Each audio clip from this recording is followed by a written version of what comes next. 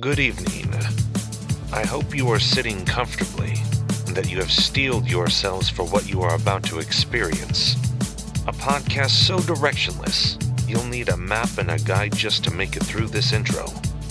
Should you survive the untamed wilderness of the fog of vaping, the profanity of politics, the gore of gaming, and the ever-twisting and undulating non-sequiturs, then you can say you have proudly navigated and survived your journey inside the minds of the Rambling Vapors.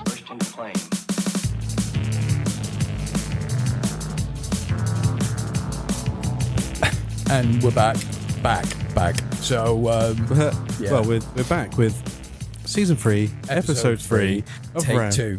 Yeah, Take 2 of Rambling Vapors. So, so we wanted to get one more out before I ship off on Miyagi adventures. I'm not sure what was going with that, but yeah, basically, before I ship off to Amsterdam, putting him in a container, sending him over the seas. Yeah, we wanted to get together and do one more recording in person while we're still with each other.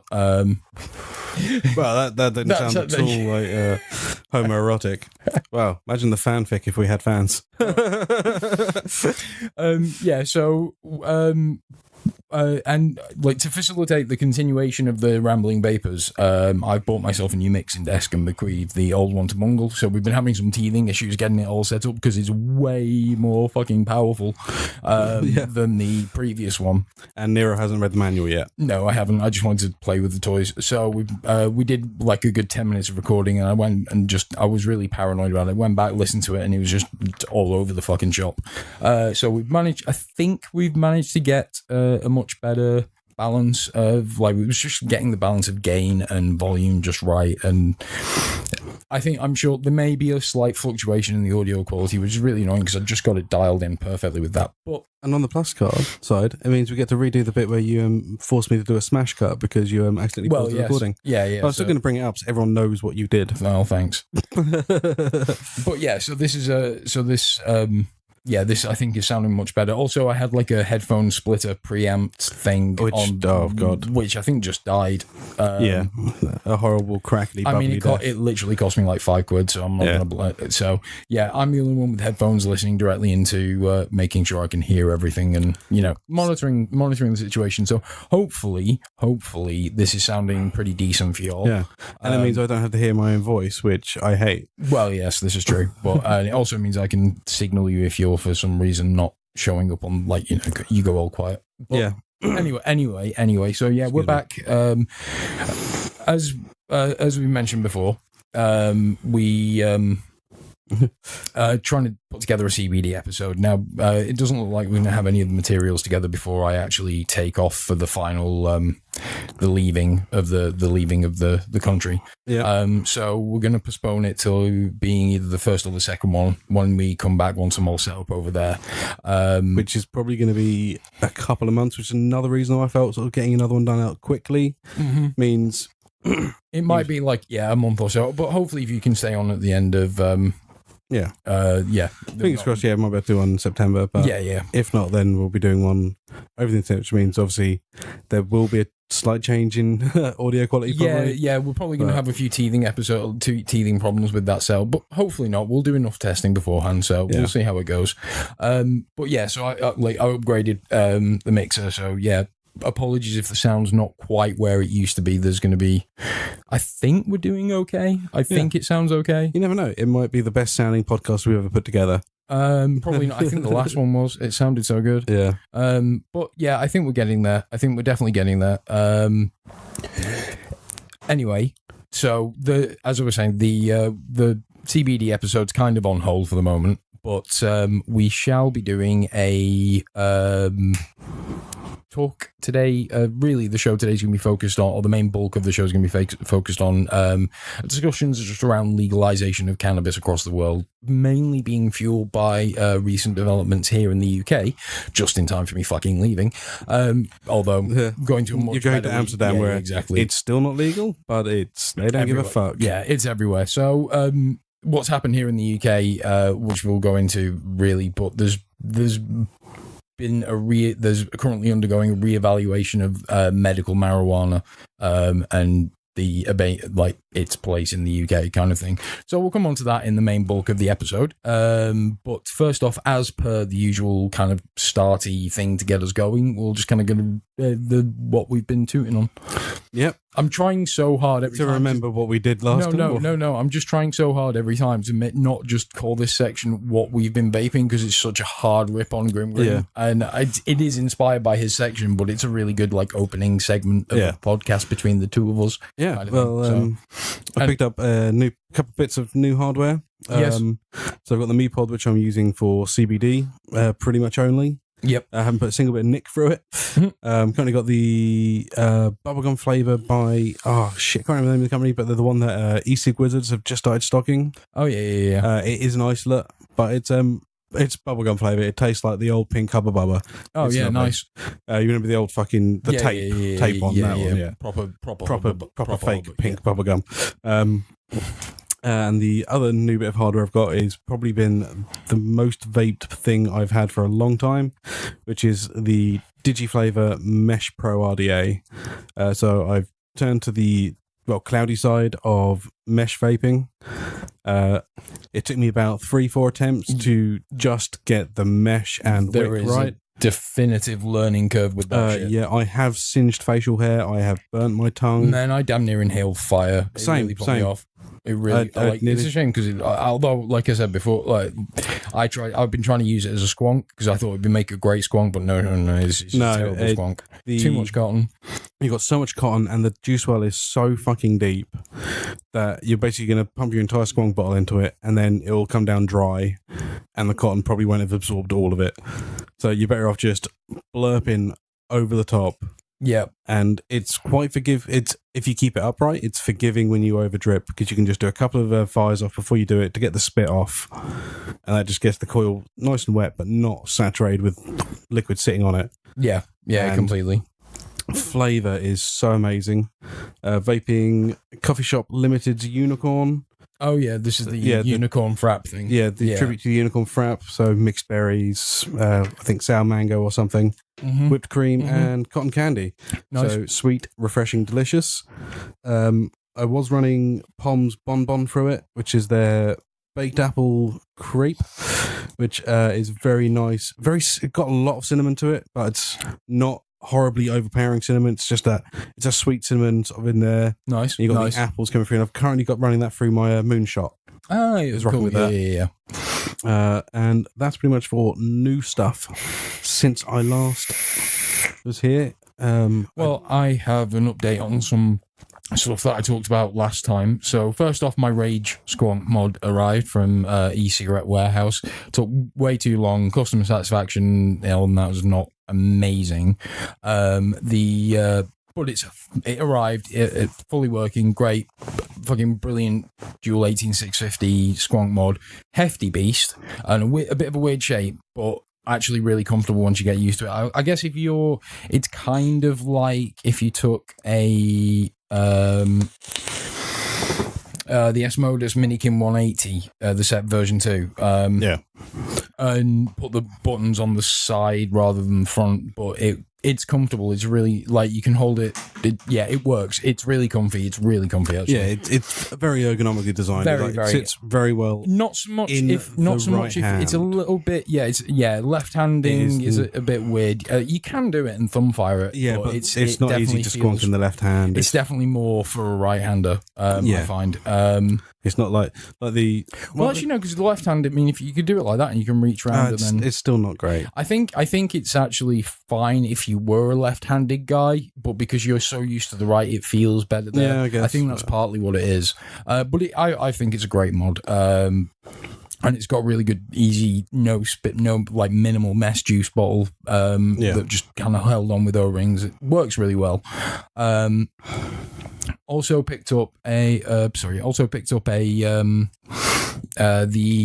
fucking Nikola Niagara, which I think Nikola is a subsidiary of Tesla. just going by the names. It seems very likely. And that's another dual 18650 squonk mod with kind of like an homage, if you like, to the Vicious Ant squonk mod. Juice bottle, 4 or 5 mil, held on with battery door, not battery door, magnetic door. Display on the side, thumb firing. It's a nice looking mod. It's comfortable to use. The juice bottle's not my favourite, but you could probably fit other ones in there. But other than that, I don't rate the RDA that comes with the kit either. It's got a weird deck, and it's one of those decks that's just weird for the sake of being weird. It doesn't have any tangible benefit. Yeah. So I'm not a big fan of that. And but, without batteries in it, it'll double up as a baby's rattle. Yeah, there's a bit of button rattle on the mod itself, but other than that, it's really well built. I do think I am very happy with the build quality on that, especially for a 60 quid mod. You know, it is what it is, and it does what it does. You know, well enough that I prefer. If you're going dual 18650 squonk mods and money wasn't an issue, I would say go with the Rage, but it is like 100 quid, so I can understand why people don't. That's fair enough. So yeah, that's that. Juice wise, I've been vaping the Wands blueberry cereal. Cereal donut dipped in blueberry milk. I've got a Cosmic Fog Kryptonite in the Niagara with the drop RDA. Old school. I've got Bradley's Hanky Panky in another new RDA that I picked up from Steege Vape, I want to say. It's called the Venus. It's like a little 24mm stainless steel, cool looking, postless squonk Atty. Really low pro, so it's got good flavour, nice airflow, adjustable, and a cool Baroque skull design on the engraved onto it. It looks kind of swish AF actually for like a 25 quid Atty, which I found on Amazon and just thought, oh, that looks cool. It's 25 quid. I was like, if I could just buy it, just see what it's like. Excuse me. So yeah, I've got that loaded with Hanky Panky on the what's it called? Asmodus Luna Squonker. Furion I've got with more Bradley's juice with the Aquit Hell Vape thing, whatever it's called. But the juice that I've been loving the most at the moment is actually in my mech, in my Twisted Message Pro 24 on the Rigmod Descendant. I've been vaping Beard Vapors X series, the blue one. It's like melon and cucumber. So I fucking love the idea of a cucumber vape, and it did not disappoint at all. So yeah, I think that's everything that I've been vaping. That is. I've been using my meat pod with something in it. I think it's still got the last of my Bradley's juice in it. Yeah. So yeah, that's been the vape stuff mainly. Yeah. This I love how we're both running an old school juice as well. Yeah, with definitely. Your Cousin Fog. I've got Suicide Bunny's Mother's Milk. Just I fancied a bit of a throwback. Yeah, like I said, I've still got I've got a bottle of Sucker Punch which I've had for a while now. Man, I'd probably say throw it. No, I'm like, I just want to try it and see how it steeps after years. It's not a year. Actually, it might be like a year old. It might be a year old. It's about half a 30ml bottle. I had to sort out all the juices I had at home. The amount of juices I had left over from last year's vape jam. Mm-hmm. I've still got some as well, actually. Yeah, they should probably go in the bin. I don't know. I think they'll be fine for a little while, especially if they've not been opened yet. Yeah, I guess. But I mean, yeah, I've still got, like, I had to throw some of the vape juices away that I got from Vape Expo. I had to think about the name then. Just because they tasted fucking foul. I mean, like, personal preference and everything, but those two cheesecake ones I got, they were fucking horrible. They just went straight in the bin. Other than that, it's been, what has it been? I'm not sure actually. I I think that's actually everything I have been vaping. I was vaping some of the fizzy mix stuff that I got back from the Vapor Expo. I've just finished that up. I've got some other Cosmic Fog juice that I picked up, which I've not started in on yet. The Sunrise and Sunset. Oh, nice. Yeah, so that's pretty much been my vape stuff for the recent few weeks. I'm looking forward to getting out to Amsterdam and seeing what kind of like new vape juice I can find out there and what vape shops are like. Definitely. I'm hunting for basically more mesh stuff. I was saying to you earlier, I'm still hunting down a Cthulhu Ceto even. But it's like the only one I found is on Amazon. I'm a little bit worried that it's going to be a shonky clone. Because I want to be using this with the squonk pin going all the way up through the cotton to help against cotton sag, as well as I'll tell you one thing that I've been hearing really good reports on are mesh sub-ohm tanks. Like, so with the mesh coils, I've been hearing really good things about them. I've had a look at, I think it's not a mesh RTA, but a mesh sub-ohm. Yeah, the ones with coils. I think I watched a review by Vaping with Twisted 420. Okay, yeah. And looking inside the coils, I wouldn't really call it a mesh. I'd call it's it more of a honeycomb. Yeah, it's a honeycomb. Yeah, but apparently it works really well. I mean, the principle's the same. It's a large surface area. Yeah, less stuff. Yeah, it shouldn't get as gunked. It shouldn't get as gunked, but it makes me think a bit of the failure of notch coils by Wismec. Yeah. I know what you mean. I mean, I own a Therian. I never owned a single notch coil. So fuck that shit. I can't be asked for that. Yeah, I didn't. I like the big problem with the notch coil. I think was the leads on it just clipped and were just absolutely fucking terrible. So yeah, it's like just spot welded on with the weakest join as well. Not great, all things considered. I don't think. Yeah. Other than that, yeah, I had a really good time with the mesh, but like I said, using it as a squonk really put me off it. And also just trying to get like the right ohm to work on the Luna was impossible. Oh yeah, it's just so if low. You've got to get 0.1 for it to work on the Luna. Yeah. To make a bit of mesh like that, and you're going to be having there's going to be so much cotton, and you'll soak it once, and then the cotton sag will just basically never use it on a fucking mech. No, fuck no. I mean, like I say, it's just too low to get a decent. You need to use it on a good regulated device. That's why mine's on my DNAs because it's running at 006. Yeah, that's what I mean. It's just especially with the nichrome wire, like the Canthor wire, you can get a little bit high, but even then, it's not like high. Even the stainless steel is insane as well. I mean, I've got a full reel of Andy Vape's mesh wire, which I haven't even started yet. I'm using the mesh that came with the vape. Yeah. I tried with a couple of bits of stainless it came with, and that's how I set fire to my face.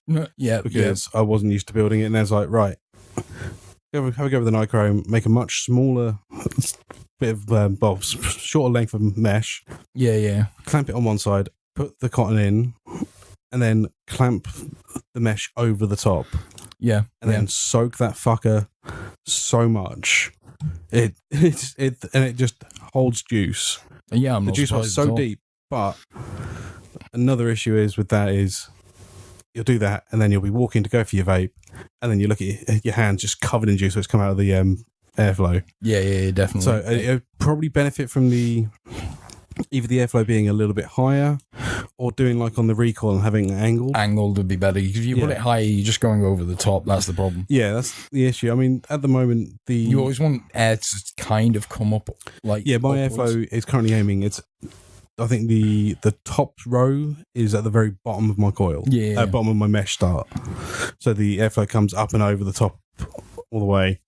And I mean, I've had the only dry hits I've had on that is when it's just been a little bit dry. It's still the cotton's saturated. That's the thing. Like if even it's just like the slightest bit dry. Woof. Yeah. But so as soon as I start feeling that thing taste like it's tasting a little bit dry, either I lock it up and that's the end of my break, or it's just like juice bottle comes out.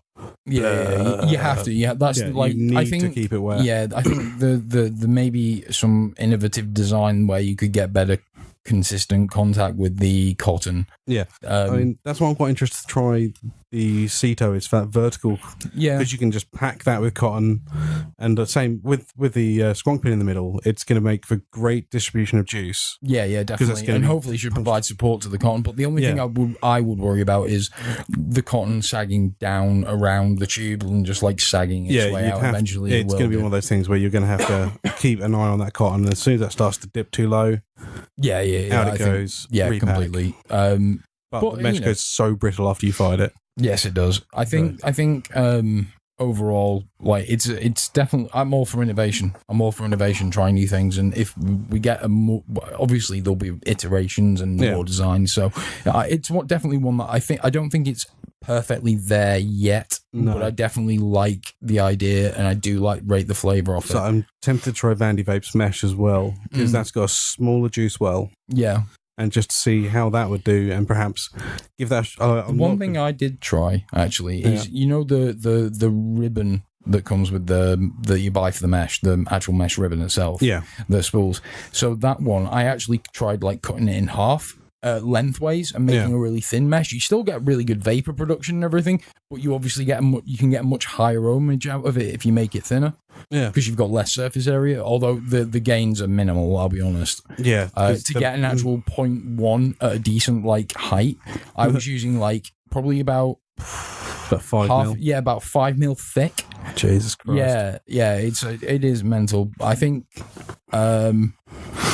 Yeah, I think there's definitely, in terms of the output that it can give you and the flavor profiles that it can give you are really good, but I think none of the designs are quite there for me yet, personally. But I'd say it's definitely a thing for reg mods. Yeah, God, yeah. Put that on a mega at your own fucking risk. Yeah, the one thing I do like about the Mesh Pro is that you can actually run coils in it. Yeah, I could run basically you treat it like a postless deck, effectively. Yeah, the clamps I think would probably be a little bit funky. Well, if you've got a flat wire builder, it'd be fine. If you got you'd have to flat wire and twist the legs. Yeah, but I do that all the time for different postless decks where it's not on, so that's fine. But yeah, a flat wire, a frame staple, or a triple cord fuse Clapton, or a staple staggered fuse, anything like a big wide fucking build. Yeah, it's quite. I might chuck a couple of aliens in it at some point, see how that goes. I reckon that wire you got from VapeCon. The five strand fuse Clapton. The fucking insanely low resistance. Yeah, I think that stuff would work really well in there because it's got such a wide surface area. Yeah, I'd have to. There'd be a big build in that. Oh, you could do it as a single coil. That's the thing. Yeah, true. Could just rock it as a single. Yeah, because you've got I just knocked the airflow down off on one side. And also, actually, if I was to do that, I'd also turn the airflow, because currently, like I say, it's going over the cotton. And it's going over the clamps onto the bare mesh. If I was to do the coils through it, I think I'd probably have to twist the airflow a little bit. Are you thinking about because the way I would load it is I would not bend my legs, and I would have it treat one as if it was the top and one if it was the bottom. Yeah. So you could just put a coil in straight like that with the wick coming off like that way. Yeah, the problem is where your clamps come in like that, your juice wells are either side of that. Yeah, that would work fine. So you'd clamp like that, and your cotton would be going whoop, like that. So. No, you don't need to, because this is not going to come across well on the podcast. This is really bad for audio. So, sorry. But if you hear me out, so you've got your coil here, yeah? Yeah. And then you've got one leg here and one leg here, like that. Yeah. So if you just put it in like that, as I keep it diagonal, sort of. No, it doesn't need to be diagonal. It's a perfect shape. So treat it like it was a Rebel. That's the build deck. Yeah. Right, so you're saying putting a coil across that way? Yeah. So the no, the other way. That way. Yeah. So treat it as if it. Yeah. Do you see what I mean? Like that if would it was have to be such a wide build, or you'd have to have your legs splayed out really far. Yeah, you could just, what you do is you'd bend the legs and have them come down at 90-degree angle, and then clamp that bit in there. So you have it basically like the old Kanga decks or something. No, I'm thinking completely wrong here. Yeah, no, because you got it kind. You could do it like that. So so imagine your wires are like the old Kanga deck. Yeah. Except so you got one coming out forward, one coming out backwards. Except then you bend those legs at a 90-degree angle and slot that bit in there. Then just lift it up a little bit so it's not touching the base. Do you see what I'm? That would work. Yeah, I've got vague. Yeah. Or you just do a big fat coil, 5 mil. 5 mil ID. Yeah. Oh god, that was some really that's for the vape guys out there. That was some real techie vape. So sorry, I know there's a few people that listen to this aren't into the vape stuff. So, but you know, the It's spatial rambling vapors, the so. spatial conceptual stuff that was going on there was. Yeah. I'm sure you guys can vision exactly what we were fucking talking about right in your heads, and if you can't, fuck you. well, no, not fuck you, because you're probably not a vapor. So we do it again. Those of us. Those Well, out there no, I who mean, don't like, listen to be honest, even a vapor who's never seen that deck has no idea what the fuck we were talking about. Google DigiFlavor Mesh Pro RDA deck, then you'll see what we're on about, and then try and visualize what we were discussing. I'll stick a link. I always stick a link to the links in the show notes. products that we talk about in the show notes. So I'll stick a link in there, and click the link. And if you don't click the link, then you'll never know. Yeah. But I'm we did starting tell to you. get quite claggy on the throat, so it's getting pretty warm in here. It is getting warm in here. I mean, yeah, we've been going through a heat wave over here in the UK. Like really, really quite hot. Like it's been averaging like 27 to 29 degrees at the moment. Plus, Yeah. our chiller stopped working at work. It didn't work at all brutal. yesterday. So the floor I work on, with fans and windows on, was around about 30, 31 degrees all day. Mm-hmm. The top floor, where I had to do some work in the late afternoon, was, I think, around about 33, 34 degrees, because they're on the roof of the building. They get the sun all day, baking them alive. It was so horrid. I went up there, I was working up there for half an hour, and the air just felt heavy. Really? Yeah, because it's all fucking coders as well, and everyone's just sort of sitting there. It's like everyone's got at least 2 computers under their desk. Yeah. Several of which are incredibly expensive, high-powered Ryzen machines, which I was up there fixing one of those bastards. I'll go into that later. But yeah. We should maybe tech talk minimal, as long as it's... Yeah. Oh my God, it's fucking hell. Because It was so warm up there. This thing has one of the Corsair water coolers, like dual fan, big fuck off radiator. The CPU was running at 70 degrees idle. Jesus. That's how warm it was. My CPU in this heat has been running at like 40. Yeah. Yeah. So it's just like, yeah, this is getting really fucking hot. And I basically took the entire thing apart, cleaned it, and moved the RAM chips, because 2 of the RAM sticks were behind the radiator for the fucking cooler. Why? It's got 8 RAM slots. Either side of them. Either side A and of B the, for one side of the RAM, CPU, C and D on the other side. You're putting 4 sticks of RAM in. Wouldn't you pair that in A and B? Yeah. Yeah, no, it was 1, 2, 3 in port 1 of every different channel. It's like, I'm fucking pairing these up. I don't. Yeah, that's completely ridiculous. Yeah, fucking developers, man. Like, No, that was built by PC specialists. Oh God, was this Dell PC specialist? No. This was as in PC specialist, the company PC specialist. Okay. Well, they suck then. Obviously. Yeah, and I sent one off to repair ages ago, and it came back, and the RAM had been finally moved into the 4 slots at the end. I was like, brilliant, that's good. But anyway, that is blatantly some like 18-year-old. Yeah, I've got more gripes about their stuff, but I'll take that offline. With Miro during the break. Anyway, yeah. Speaking of break, I think we've done our little opening segment, so we're going to take off for a break. When we come back, we'll talk about the current state of legalization of cannabis, what's happening here in the UK, and generally just chitter chatter about the various different attitudes to weed currently going through a lot of the Western countries. Yeah. So yeah, that's to look forward to. Enjoy some music while we're gone. Music will be links in the show notes as per usual. Hope you enjoyed last week's. That was by me. Maybe I'll put some more of my stuff in there again, because I've not used any for a while. Aye.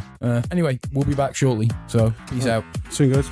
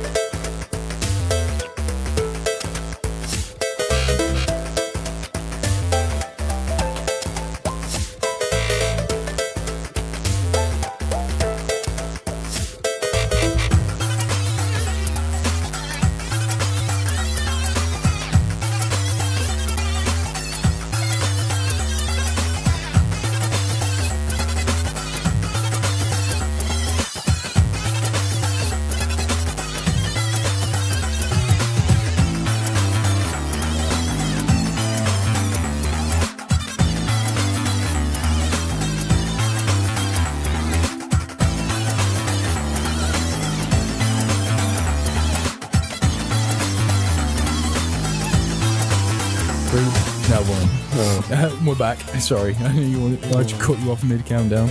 I gave you shit for doing it last week. Yeah, I know. Last time. Yeah, no, I remember. I distinctly remember. It's cool. So yeah, we're back and just went for a nice little cannabis break. Yes. And we're back to discuss the current status, or the current status is the same, but the developments that have happened here in the UK recently in regards to medical marijuana. Yeah. So there recently was a case of a child with an incredibly rare form of epilepsy, which is characterized by, it's a really aggressive form characterized by frequent, really intense seizures. Yeah. Like this one lad had something like 4,000 in a year or something, really horrific. And I mean, there's like only 8 children in the world that have this form of epilepsy, so it's really really rare thing. Yeah. And I mean, with fitting, there is so much damage you can do to yourself when you're having a fit. Oh god, yeah, it's really dangerous. It's really dangerous. Epilepsy is dangerous. You're gonna fall. You can hit your head. Definitely. Like if you're fitting and not able to breathe properly, you can actually cause like hypoxic brain injuries. Yeah, completely. It's it's a really severe condition. Fucking thing. Yeah, completely. So basically, the his mum petitioned for cannabis. So they went to Amsterdam and he was treated with cannabis-based cannabis. Oil. Yeah, he was treated with cannabis-based treatment, and he found that it massively reduced his seizures. Like the entire time he was there, I don't think he had a single seizure attack. Yeah, well, it's like the development of Charlotte's Web in the States, which was developed as a virtually no THC. It's purely like all the CBD and all the other terpenes and terpenes. I don't fucking know the words. I knew what you meant.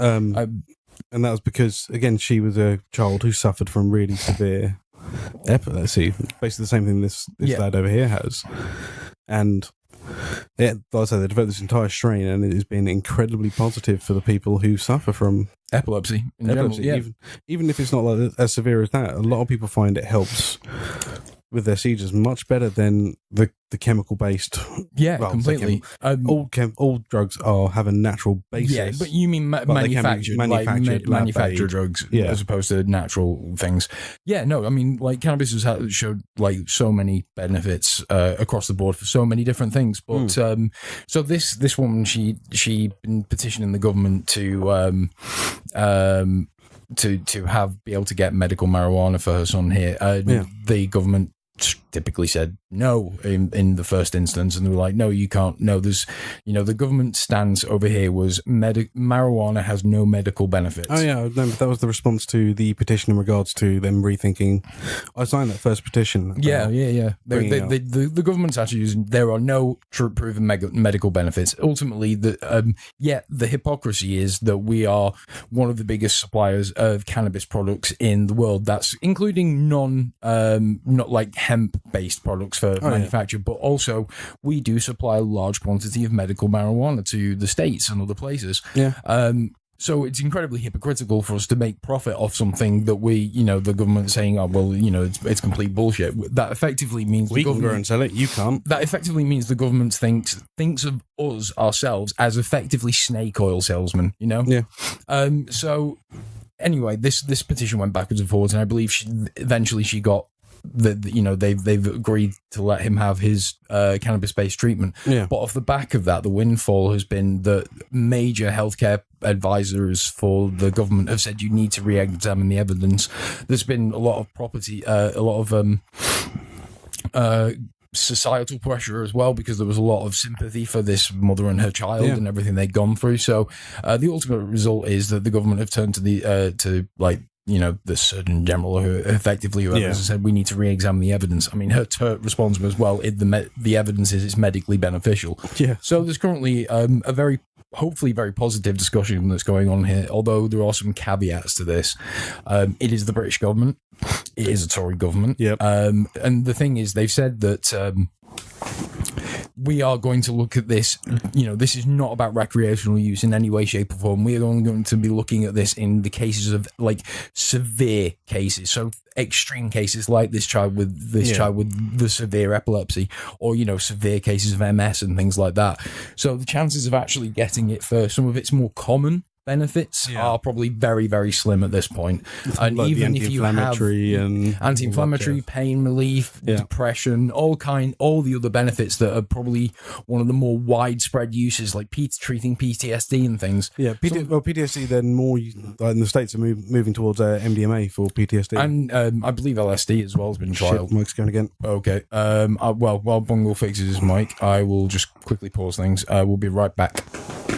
Right, we're back. Sorry about that. Bungle's mic just decided to take a nosedive, but we fixed and we're back. So as we're saying, the upshot is that the caveats are many, and I think even those suffering with MS or epilepsy, if it's like not a severe stage, are probably still going to struggle to get it if it even comes to pass, which hopefully it should do. I mean, all logic says it should. So I think we're quite a way away from having anything close to the States or the Netherlands or even Canada now. Yeah, Canada. Hats off to you guys. Yeah, and this is the thing. Across the world now, it's generally seems to be sweeping a lot of the Western nations now, where we are, common sense and rational minds are starting to prevail about this. And, the fact is, we have legal substances for both therapeutic and recreational uses, which are far more damaging than cannabis possibly could ever be. And this, again, cannabis is not going to be the thing that helps everybody, because everybody is different. But there is such a proven track record now across the States, Canada, the Netherlands, and of genuine good. Like, so obviously moving to the Netherlands, I've been checking this stuff out. Technically in the Netherlands, things are still legal there, but they just allow up to 5 grams per person to be sold in the cafes. You, I think, can grow 2 plants. Yeah, I think is it one budding, one pregnant? Yeah. You can have a substantial quantity on you, as long as you'll never get arrested, I believe, for any drug, as long as the quantity, hard drugs you will. I read that if it's a quantity for personal use, the generally thing is they'll confiscate. They'll confiscate, but you generally won't get charged. But if you've got enough that it looks like you'd be dealing, then There's, you'd always want to use common sense if you were doing anything like that. But generally speaking, they've been releasing non-violent drug offenders from prison. They've closed prisons recently because their crime rate is falling. Yeah, it's all very just consistent, proven positive benefits there. But it's like since legalization, Colorado's raised so much money in tax they've had to pay back citizens. Yeah, it's been they've had a distinct drop in especially alcohol and drug influenced car accidents. Has fallen drastically. Crime's fallen drastically. It only ever, and it's bringing a lot of jobs to the area because you need people to sell it, you need people to grow it, and I bet you it's on a boon for their tourist business as well. Oh fuck yeah! And real estate. The amount of people who moved to Colorado when they announced legalization was insane. Yeah, and now Canada have gone for full recreational legalization as well. It's just amazing. I don't think the UK is going to get there for maybe 20, 30 years. It never will if we have Tories in. Yeah, I don't think it'll ever get to recreational while the Tories are in. But ultimately, we are behind the times massively on this. Yeah. And we're just really our government across the board is just really stuck in the mud about it, and it's just the most irrational thing to you can't take a politician seriously anymore if they come on and say marijuana is damaging, and Jeff Sessions. This is it. It's the people that come out and say talk negatively in such an archaic negative format about marijuana now they are almost laughable. You know, obviously there's like some older generation that still have that kind of mindset. I will never forget walking into the house, reeking of weed, blatantly stoned as fuck, and my mum having a go at me about smoking weed, and my response was like, "Why do you have such a narrow-minded Daily Mail view on this?" Yeah, well, I mean, it's like, and my mum, I think after saying that, it sort of took her back a bit, and she started talking to one of her friends who lives in the States. Yeah, and one of her daughters, I believe, uses recreational. Brilliant. She was like saying, if you're over at their house, like, you know, when she stayed on the sofa, you pretty much got high just from sitting on the cushions. Fantastic. Sort of thing. And it's just like, and from that, it's sort of like perhaps giving my mum a bit of a, well, maybe it's not this evil fucking thing, because my mum does not give me or my brother shit anymore. Yeah. I mean, I think it's pretty clear the fact that I'm a white guy with ass-length dreadlocks, what my choice of lifestyle is. Yeah, completely. I mean, like myself, with both my parents, when I was like an adult and living by myself, I was, you know, I just started being open about my cannabis use. So much so, like, I've actually, you know, last I spoke to my dad, he's using for his knees. Yeah. You know, my mum has no problem with it now. She's definitely a much more rational mind about it. Like when she came to visit, I was smoking weed in front of her. You know, it's like, and I think she's coming to see me in Amsterdam. She's coming to visit in Amsterdam, and I imagine she'll partake. Like, I will never smoke it in front of my folks. I'm all about the normalization. They've sort of got to that stage where it's like, you know what, do what you want to do, just don't do it blatantly in our face. Yeah, well, like, I mean, me and my brother used to go down the shed just to have a cigarette and you know, and it's like we'd be whittling, but we'd be smoking a joint while we did it, or splitting wood while smoking a joint. It's just like, it's blatant what we're doing. Yeah, but so I think going for drives. I think like, I mean, Naomi's mum for one was it was an interesting one, like with her kind of turning to Naomi, like, so when you go to Amsterdam, is Nero going to try cannabis? Oh, it's man, like, oh, bless. It's like, I mean, it's not like I hide it. I mean, there is a giant cannabis throw on my front door. Last podcast. Yeah, they were saying me. But yeah, it's so, you know, I think the only way that you're going to change perception about it is by actively changing perception about it and being kind of upfront and honest about usage. Obviously, there are certain contexts where you can't, like, obviously, you know, things that could jeopardize your work. I mean, if you're lucky, you'll work with some like-minded people like myself, but yeah, you know, you've got to bear these things in mind, and that, you know, it is still illegal here. But I do think that more people need to start the dialogue now.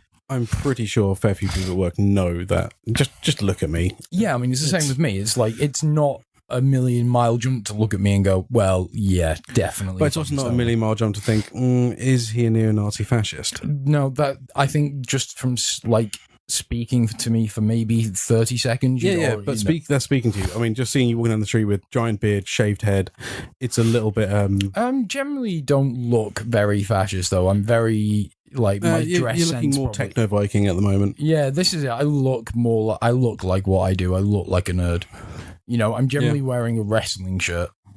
I'm generally, you know, wearing shorts, a wrestling shirt, or, you know, like, I don't dress like, I'm never wearing like army boots. Maybe occasionally if I'm wearing like my new rocks and like a tight pair of jeans or something, maybe then. And a wife beater vest. I don't wear a wife beater vest. You should get a wife beater. No, I don't really like wife. No, but like if I'm a bit gothy, maybe, maybe. But even then, I don't think so. But I don't know. We go on to that now. No. But anyway, yeah. So I think in terms of like, there are certain social circles where you've got to be careful, or not even social, maybe, you know, professional circles that you've got to be careful. Oh, yeah. Like I try to keep hidden this podcast from my current employer. Same. Yeah. So, and that's just that's actually a really sad thing that we still live in an age where that has to be the case. Because it's not like, you know, it's quite evident by the detailed discussions that we have on the subject on here that, you know, cannabis doesn't fucking turn you into a deviant person. True, but I think I have probably said something quite incriminating stuff about which could possibly get me fired. Oh yeah, I mean, completely. If like, you know, people at work know I have this podcast, but I reckon if my like big bosses heard it, I'd be gone in a fucking heartbeat. Oh, and God, it's just a sad. It's just sad, really. Yeah. And it's kind of, again, it's small-minded that people, especially because it's not like, you know, I do it in such a fashion that it ever interferes with my work or anything. Basically, there's a reason no one at work knows me as Bungle. Yeah, this is that it. way. Like, obviously, I have people at work that I know do, and we do outside of work, but you know, it's not the same thing. And yeah, it's sad that that's it. And I don't actually. That's one thing I'll be quite interested to know about the States is what they're kind of like in the States where it's legal, like Colorado. What are employers' attitudes towards it there? Is it like, are they just a hard, like, is it a don't ask, don't tell thing? I think or is it's it more just a hard, like if you smoke cannabis, even if you never do it anywhere near work or during working hours or before working hours, no, I think if you smoke cannabis, we find out, we will fire you, kind of thing. I think it probably depends on your employer, because I'm guessing if you work for someone that's on a national level, they're going to be more run under federal law. That's what I'm. There's that sort of caveat there, but whether sort of state law supersedes. Well, it's just their attitude. I'm not even like but I think a lot of them will probably have the attitude of, I don't expect you to turn up to work drunk and expect me to not fire you on the spot. It should be the same as I don't expect you to turn up blazed off your face. Yeah, and I appreciate that. I definitely appreciate that. I think that's basically the general viewpoint. Is like, but I'm wondering if, like, you know, like the Walmart's there. I wonder what the Walmart policy is. You know, the Walmart wants you as fucked as possible, just so you're still there, just brainless slaves. Very true. Earning fuck all money. But I think that's just an interesting. And actually, if there's anyone out there listening to this that does live in a state where recreational marijuana is legal and works for a bigger company. Obviously, we wouldn't mention names or anything because we wouldn't want to like get you into trouble. But I'd be interested to hear what people's experiences are over there. Because I think it's interesting because you never know with employers. It's always a gambit you run. I've only experienced it as a tourist when I went to Portland. Yeah, exactly. As a tourist, you don't get an impression of what the day-to-day life is like. And I'm not saying there's going to be anything negative about the actual cannabis legalization itself. Yeah. More just people's attitude towards it. Yeah, so, well, business must be fucking booming because you could not walk for 5 minutes in any direction without coming across a dispensary there. I love the sound of that. It was just like fucking like a dream. The first one we went into, so I took my passport everywhere with me because I know if you get ID'd in the States and you're a foreigner, the only thing they'll accept is your passport. It's like one night some guys tried to use their fucking driver's license. Before we left, we were like, take your passports. They will not take your driver's license. It's not a state license. Yeah, it has to be a state license or passport. Yeah. So it's like that was fun. But go to the cafe. Have you got any ID? Cool. Passport. Ruth had a driver's license. And he's like, okay, you're gonna have to wait here, unfortunately. So, okay, cool, no worries. And so I went into the back, and it's just like really quite surreal because like. It's very professional as well. Yeah, I mean, I bought weed in cafes in Amsterdam. Yeah, but that has a distinct it's got a little bit of vibe. Like stoner vibe, and has a little bit of a sort of. It does probably being legal. Some of them it still feels a bit shady, and where you go to a little sort of cubby hole at the back to do it and stuff like that. It's a bit okay, fine. I like the ones where you go to a cafe bar and you basically order, I want that weed and I want that coffee, please. Yeah, definitely. Like here it was like going into almost like a you know the Chinese herb stores where they got all the jars. Yeah. Completely. That's like an apothecary. Like. You had fucking jars of all the different buds, and they're it is like a cannabis apothecary. It's amazing. Smelling it, then all of them have obviously tried everything, and they're like, "Oh, what do you recommend?" Like, they're your bud tender. I know it's amazing. It's like a bud reseller. Have that as my fucking job title. It's a sommelier for bud. I'd love to have business cards that just say Chris Bungelman. Budmeister. No, like bud tender / manager. Yeah, so I mean that would be the dream. That'd be beautiful. Running my own pot shop. Yeah, like I do love the professionalism of it as well, and it's I love to be able to know what strains I'm buying because I have a tendency to lean towards. I prefer my sativas. I like heady high that promotes creativity. Like occasionally, if I want a bit to like, if I need something to help me sleep, I'd use an indica or maybe a hybrid, like a cross blend. But I definitely like day to day prefer a sativa because it's perfect for doing this podcast. It stimulates me. It keeps me gets all the creative juices flowing. I mean, the one I'm smoking at the moment, I think it's a bit heavy on the indica. It does if sometimes it's like quite mellow, but I've had a few times I've had a joint and I've just been. So, like the one that gets me. So Chris has got this one called the 9 pound hammer. Right. It's a 9 pound hammer. So he, oh god, it's so like I shared one with him, and Jesus Christ, he like was smoking. It's like I hope this isn't the 9 pound hammer, because if it is, this will creep up on you. And yeah, it's like seriously, after about 5 minutes, was like we were going to pick up some takeaway from the Chinese place on Burley Street. Yes. Yeah, we were picking up a load of dumplings from there, and. Oh man, I was just like getting in. Yeah, I was getting in everyone's way, and just yeah, I was complete stoner mess. It was hilarious. But yeah, no, generally I am a sativa guy. And that's the thing I love about the idea of the dispensaries and in Amsterdam having a menu. It's like you know what you're getting, and you can adjust your stuff. Like, and I mean that app Leafly.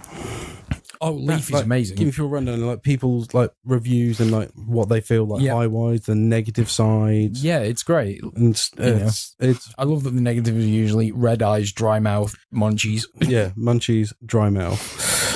So really, yeah. And occasionally you get the odd paranoia. It's like.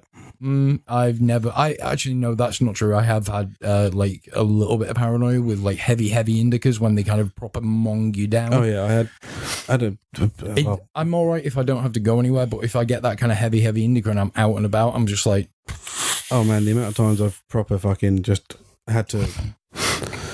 Well, it was when I was at uni, and I remember just getting so mental and then just having a massive paranoid attack, and I was just like, I need to get somewhere and just chill out, and I ended up going to a public bathroom and just locking myself in the cubicle for about half an hour, just like, just like, sorry for the ASMR there, by the way, just trying to chill the fuck out, and it's like, that's when like, right, you really need to learn your limits. It's like 2 more times, and sooner figured out what I need to do and when I need to stop. Yeah. I mean, I think I've got my kind of like, I know what my weed tolerances are like now. I've got it fairly dialed in. Well, for both of us, it's been absolutely years. Well, yeah, I think it's like the most of my adult life, if not all of it, really. Pretty much. I started smoking. I mean, I wouldn't say this is not a positive thing, but I started smoking cannabis when I was in school. So yeah, I do believe that you should wait till you're kind of like 18, I started 20, far too early. I first tried it when I was 14. Yeah, I think I was like year 7. So. I'd say wait till you're at least 18. Yeah, like you want your brain to be a lot more further along. I mean, your brain's not fully developed till like early 20s. This is what I'm saying. You want a more mature, developed brain before you start affecting it with chemicals. In the States, this is why I'm a little bit like, I don't really necessarily agree with things like Ritalin, because I think that's quite a psycho, that, any kind of like proper psychoactive drug on a developing brain is going to have lasting effects. I mean, I've taken antidepressants and they have had lasting effects. I'm still affected by them today. Do you know what you call a kid with ADHD? A child on sugar. No, just a fucking kid. Well, yeah, pretty much. Like, show me a kid that naturally doesn't want to sit there. And I was a nuisance in class, but it's like you'll find it like sometimes it's like for me, and this is me trying to be big-headed. I was like very, I was very intelligent, high IQ, and so I was bored really easily, and that's why I just acted out. And it's not, it winds me up. Yeah, it's like some people don't. I mean, I'm quite like it. I get very bored of just people just talking information at me. I'd rather, if I want to learn something, I'll read about it. Yeah, completely. I'll watch documentaries, I'll listen to things. Well, it's like, how like both of our jobs, support, you just learn things on the go. If someone tells me how to do something in relation to sport, it gives me a groundwork, but I would much rather just go out and earn the knowledge. Oh yeah, my Google Foo is great. Google Foo has got to be strong working.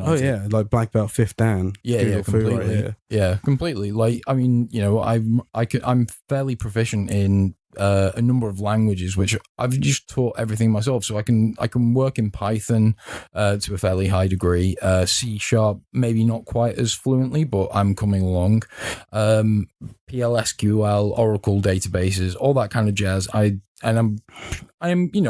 good. I'm good. I mean, this is why I've been offered a really cool job in Amsterdam, you know. Yeah. But yeah, no, and that was all through Google Foo. So yeah, I did and I was like a proper. My brain's erratic, you know. I do like when I'm doing things, it may seem like I'm chopping and changing and things and that, but I'm not. I'm just keeping all the elements of my brain stimulated on a kind of even keel. So it means just doing slightly different things every so often to keep I can't do the same fucking thing repetitively. Like it bores the shit out of me, and I just stop doing it. Oh yeah, well, that's like with me. I've been learning Jira administration, so learning the back end of that, learning how to do all that bullshit. Jira administration, did you say? Yeah, easy as pie. Jira administration. Oh, cool. And then another one is I'm about to take my first footsteps into the dark black magic that is PowerShell. Oh god, I hate okay, so PowerShell, I can work quite happily in Corn Shell Bash, that is my shell scripting language, and I work in Batch on Windows. I just hate syntaxing of PowerShell. It's too much like VB for me, and I can't abide. Well, the thing VB. is, I'm actually with my job, I'm hoping to aim down sysadmin. Right? Yeah. But doing sysadmin both Windows and Linux. Mm-hmm. So I've been, for the first couple of years, I've been doing a lot of stuff in Bash. Well, not really scripting, but doing anything I do on Ubuntu, I make sure I do it in terminal. I never use the GUI on Ubuntu. It's like, well, no, I'm not going to use your auto updater. I'm going to do it through sudo apt-get. Well, all our Linux distros don't even have GUIs on them. Yeah. We're just that's the thing. The majority of the time in the real world, when you're dealing with servers, you're not going to deal with a GUI-based operating system. You're unless going to it's have Windows. Command line. That's what you're going to have. So doing that, and then, but for the Windows side, it means I've got to learn PowerShell. Yeah. Well, the yes, you do for full-on sysadmin. I mean, I can get by with just running shit in Batch, or this is one of my workaround for that is I do a lot of scripts in Python, which I use in place of where you would use maybe something like PowerShell. I just do it in Python, and then can add a few more bells and whistles to it as well. But I'm now one of two people in our office who now do program our 8021X routers. Although I will say I did some Python stuff that ended up using the get WMI object add-ons for Python to basically call WMI stuff. But anyway, this is getting way too fucking techie. Sorry, we went off. So then I took the database and we went off on a proper. Actually, that last techie thing, because I'm just curious. Do you guys host your own Jira servers, or do you use their cloud hosting? Self-hosted. Okay, right. Never mind. That was we very protective of our IP. Yeah, that's fair enough. But yeah. So anyway, sorry. Complete digression there into fully techie nonsense. Even down to we use our own. We have our local Bitbucket server. We don't use public Bitbucket. Fair enough. Or cloud Bitbucket even. But yeah, so back to the topic of legalization. Where did we actually? How did we get onto tech from legalization? I can't remember. God knows. We're stoners. We don't remember anything. Well, that's a bad side effect. Actually, I don't think my memory's that bad. You don't forget important things. No, I don't think it's memory. So certain cannabis things can make. Because I my aforementioned erraticness when working on something, I think certain cannabis strains can interrupt my hopping between jobs. So I might be hopping between five different tasks, and my cannabis sometimes when I'm on cannabis and doing stuff like that, I might forget miss one task out or something and not go back to that one or something, and just lose a break in there. But not. Actually, I don't think my memory is actually really that bad at all. Just because the amount of shit that I'm able to commit to memory at work. I don't generally take notes. Everything just kind of goes in and kind of finds a nook or cranny somewhere in my brain. It sits there and I'm just pick it out when I need it. Well, it's like the volume gain thing on that. That literally was just a weird little click in my brain from back when I was at sixth form doing music tech. Nice. And I was like, it was a really good shout. I think we're definitely. But talking of which, I remember started mentioning this before we started the podcast in regards to a rather fun story I have to do with gain. Oh yeah, that was it. Yeah, go. Which is again when I was at sixth form. Every Wednesday sort of afternoon, there was a double period that was for extracurricular stuff. So like the sports team, shit like that. And then also like various clubs like photography club, I decided that in my wisdom, I'd quite like to do backstage stuff for theatre. Okay, yeah. I mean, I've always had a bit of an interest in theatre. I love musical theatre. It's one of those weird things about me. So it's it's being waved up to move my microphone. Yeah, sorry, I'm just watching the peaking moving just a little bit. Sorry, again, this technical, just new mixer thing. We'll get it dialed in soon. It's my next caning, so I'm keep moving back. Right, okay, cool. So that's much better. Doing backstage at theatre. Mm-hmm. So doing that, we end up doing a musical Hair, which is an old 60s one in regards to hippies and the draft. Okay, cool. It's where the song Aquarius, Dawning of the Age of Aquarius is from. Oh, yeah, I know what you mean. If you've seen 40 Odd Virgins, what's blasting at the end. Yeah. Anyway, so we're doing that, getting everything, and then basically the head of music gets wind of this thing we're putting on and decides to utilize the play we were going to do to also do the things for all the bands, like extracurricular stuff. It's like, you're kind of jumping on our thing, and ended up we ended up calling it haircuts. Okay, yeah. And so we basically had a selection of small scenes throughout the play, and it's like it kept getting shorter and shorter and shorter as more of the different band groups were getting added, because they were doing, they've now got this 60s thing in their repertoire. Anyway, so it comes around to it, loads of people who are doing the backstage stuff end up dropping out because it's just going to be what's the fucking point. It ends up being me and a couple other people. I end up going up as a stage manager because there was pretty much no one else willing. So I have to be there on the night. I get my mate Owen to do sound for us. Yeah. I end up scrapping all the lighting plans we had and just decided, fuck it, I'm going to be getting drunk. So me and my mate Owen working the sound desk, doing all the sound checks. Bear in mind, we found the wine they were going to be serving that night, so we stashed a couple of bottles with us at the sound desk. Oh God, we're drinking during the sound checks. Anyway, Lass doing a singing bit next to the piano in the middle of the hall, directly beneath one of the many speakers, and these are like the big fucking standard hall. I know what you mean. Speaker, so big fuck off beast for projecting from the stage. Yeah. Anyway, she's adamant she wants a microphone. And we're like, you really don't. Your voice is actually powerful enough not to need it in this room. The acoustics are good enough, especially where you're standing in the middle, and you project very well. Mm-hmm. No, I really want a mic. Okay, we give her the mic. And she's holding it at her stomach. Oh, for fuck's sake. And we're like, if you want to use the mic, bring it up. Yeah. Because we're not picking you up there. And then she starts singing, it's brilliant, we're getting it. Then mic starts slowing down. And it's like, seriously, microphone. And then the music teacher looks at me and knows both me and Owen do music tech. And it's like, well, you can't just do it with the gain, blah, blah, blah, blah, blah. So we're like, you want us to pick this up with the gain? She's directly beneath a fucking speaker with a wireless stick microphone. Yeah. Well, one of the sort of standard. I know what you mean. Yeah, I know the ones you mean. So she's singing. We're like, up the gain.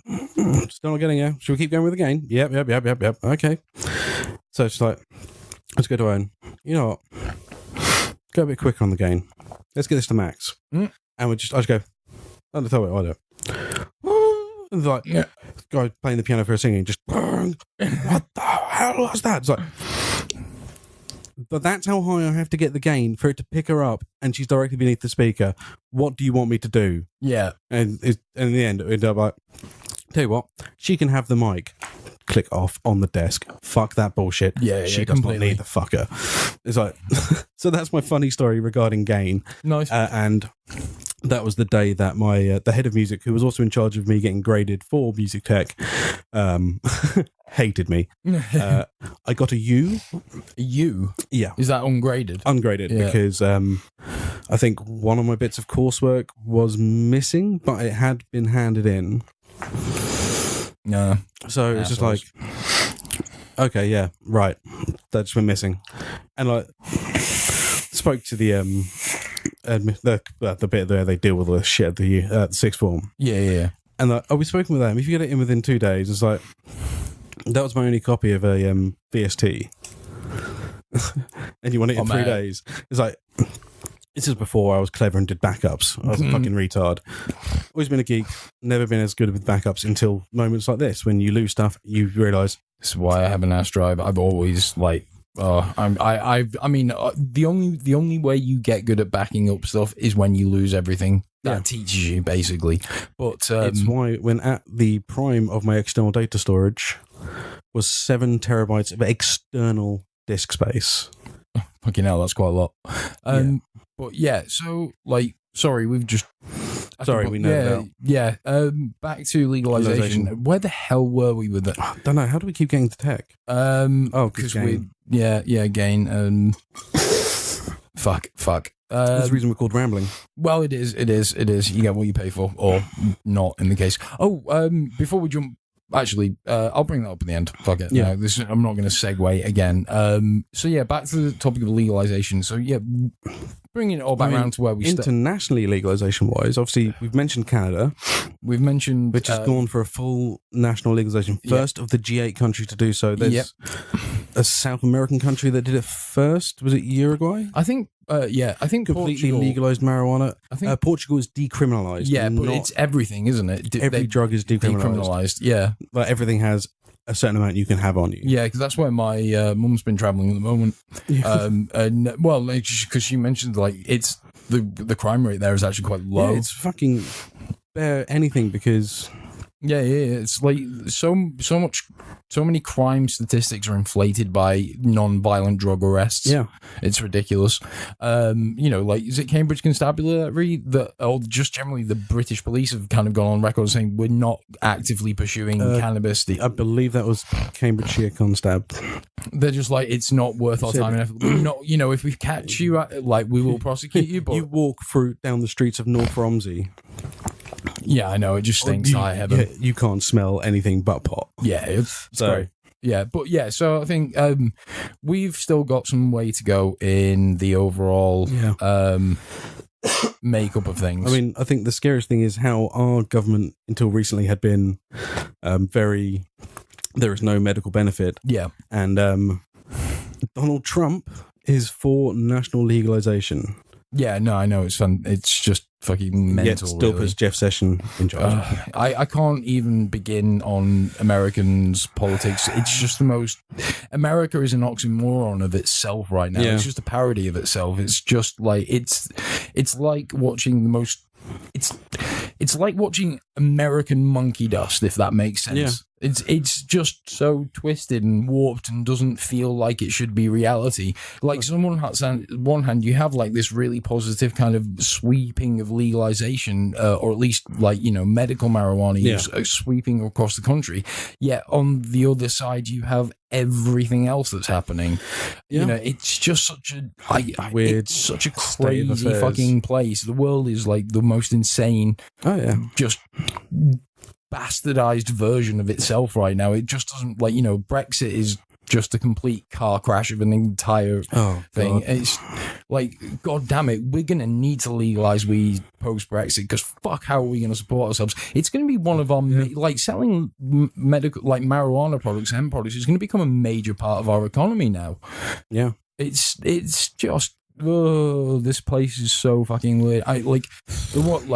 As one thing I'm really glad that we're going to getting out into the especially to Holland, because they've to the Netherlands, they've got like some really just everything. I've not heard anyone say anything really negative about the Netherlands. The only thing that is a slight negative is the state mandated health insurance thing. It's not completely social healthcare, but it's still like lightning years ahead of like anything else that has like approaching private healthcare. Oh, fuck. It's like you end up paying like you end up paying like €100 to like €120, €150 a month, depending on what coverage level you have. Thank God for our NHS, and happy birthday NHS, 70 years this year. That is socialised healthcare.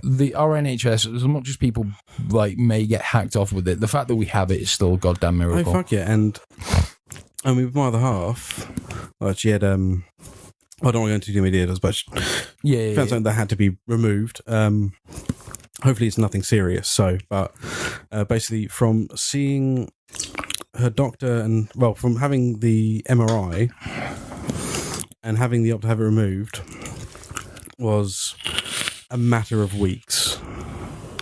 yeah. And people gripe about, I'm on waiting list for ages. Like, yeah, because what you have is probably not going to be life-threatening. Yeah, exactly. Like, if you need treatment that quickly... If you need urgent treatment, it is done. If you fall off a horse and you're kicked in the fucking head, you are airlifted for free to a hospital where they triage you, get you scanned, find out what's wrong with you, and get you on the right track to be fixed, because in this country we have a wonderful thing called trauma centres. For each region has major trauma centres. We're lucky in Cambridge.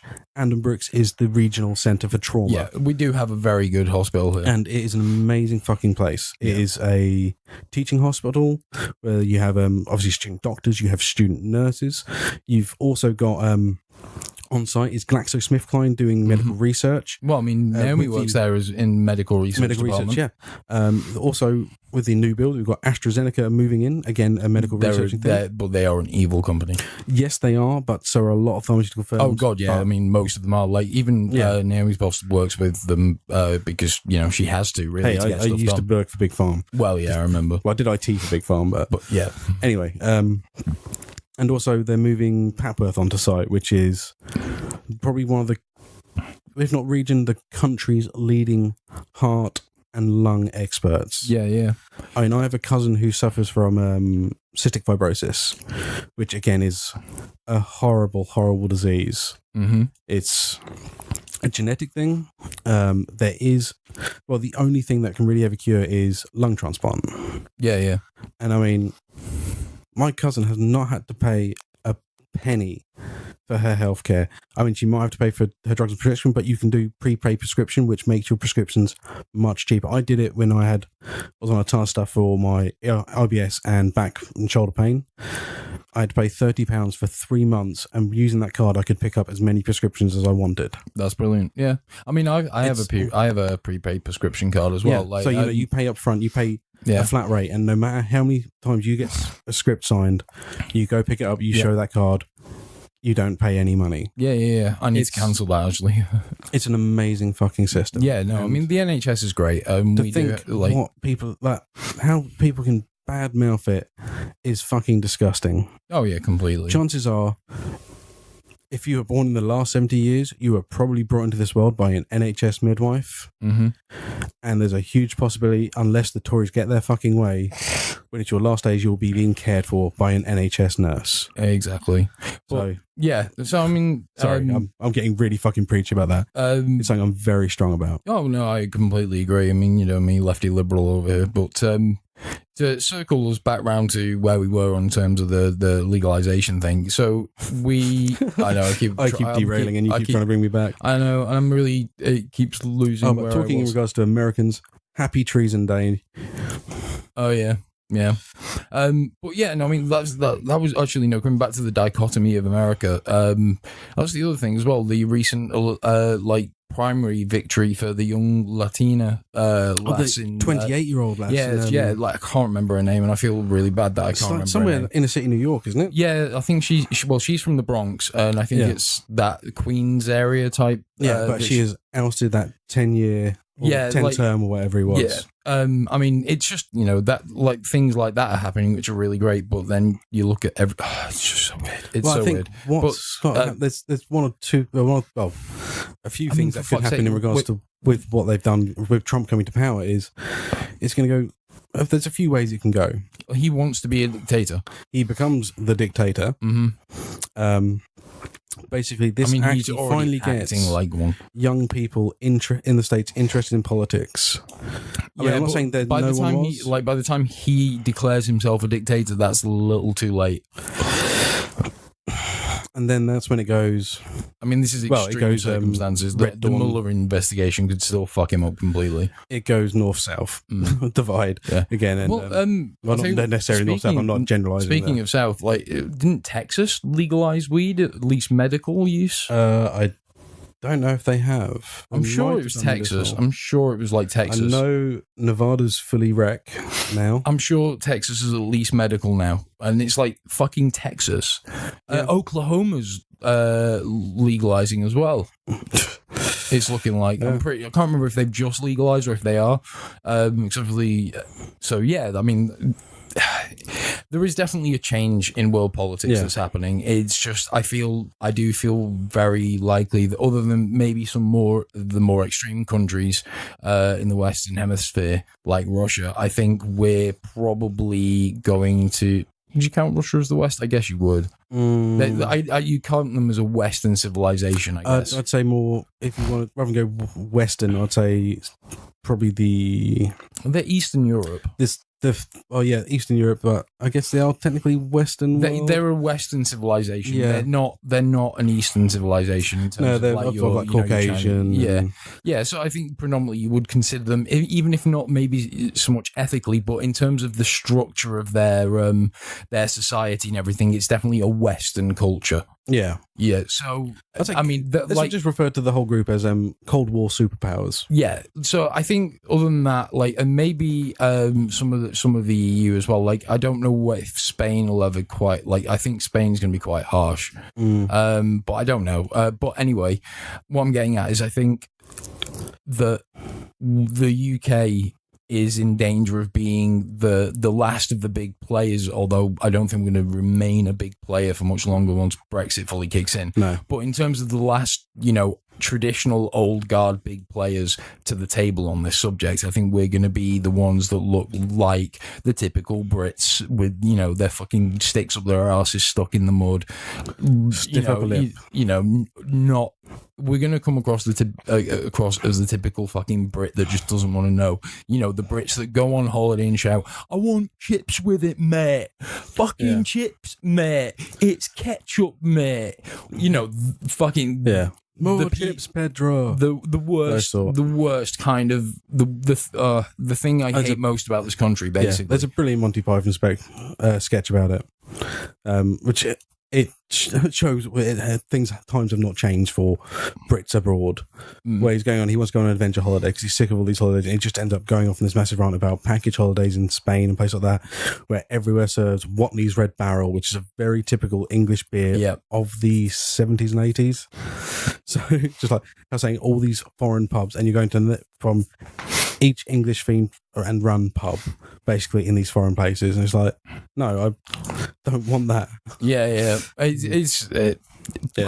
think so. Like I say, I guess as we bring this episode to a close, the message I kind of want to leave is, we have always said that we're very pro. I mean, we've never hidden that. It's always been a kind of undercurrent of this podcast. It's vaping, it's cannabis culture, and all the other random bully shit in between. And random techie bullshit. But it's always been the definite stance that we have as a podcast. It's one of our kind of our subject matter that we kind of will preach on about a bit, but it's also an interesting one, so it promotes a really good discussion. But as much as the last few minutes and outlook on the way the UK is currently and where it may be heading and so on has been negative, there is definitely still some hope there to be had. It's a small step, but it's in the right direction. Exactly, and we may end up falling backwards a bit as well, because that's what we always fucking do.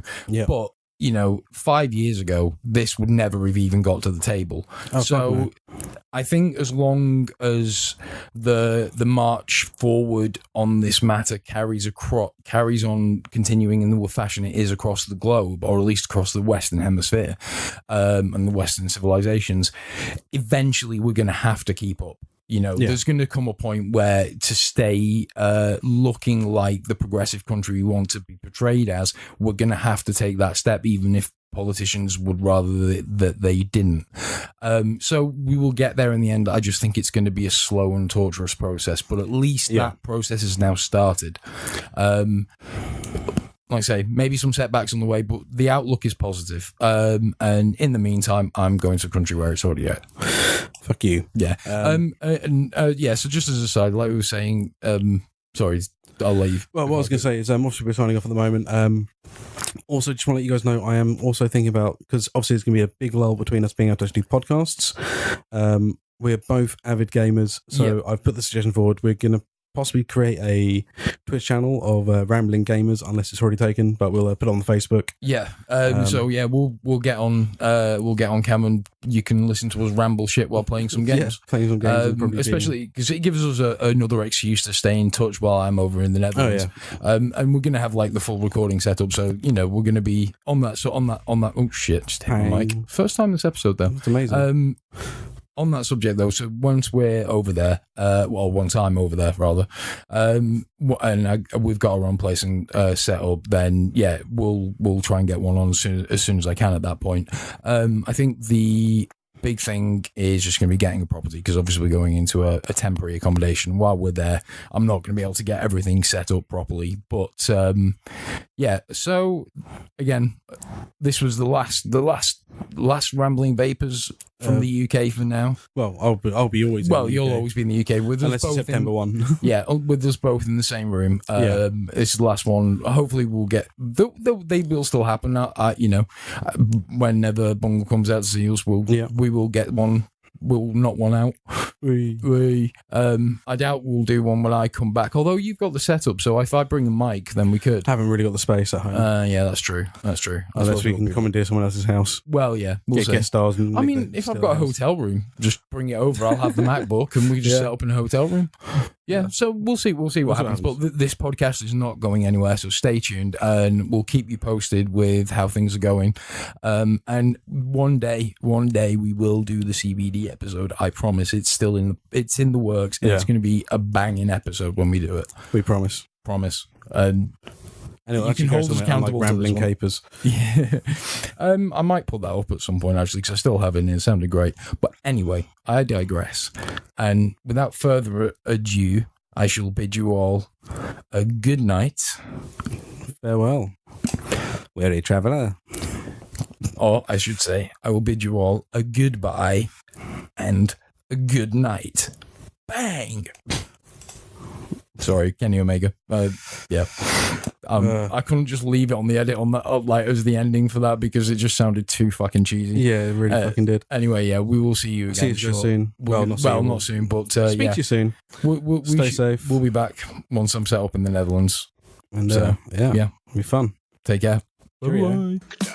Well, I hope you have enjoyed our time together today on this tumultuous journey through minds so distorted they barely qualify as such. Please do join us again in another time, at another place, for another glimpse into the profoundly strange and fascinating world of the Rambling Vapors. Release. So I've turned the gain down a bit on both. Can I hear you? Can I hear myself through your mic? I don't know. Talk. I'm talking. We have. Have you got a flash mute button for your mic on the desk? Yeah. Now talk. So let me mute you. Okay, now, no, it's not coming through you. No, wait.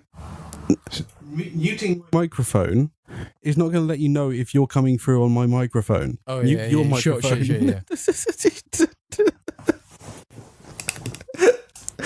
Stop laughing. Shut up. This is the worst. Like, we should have done this before the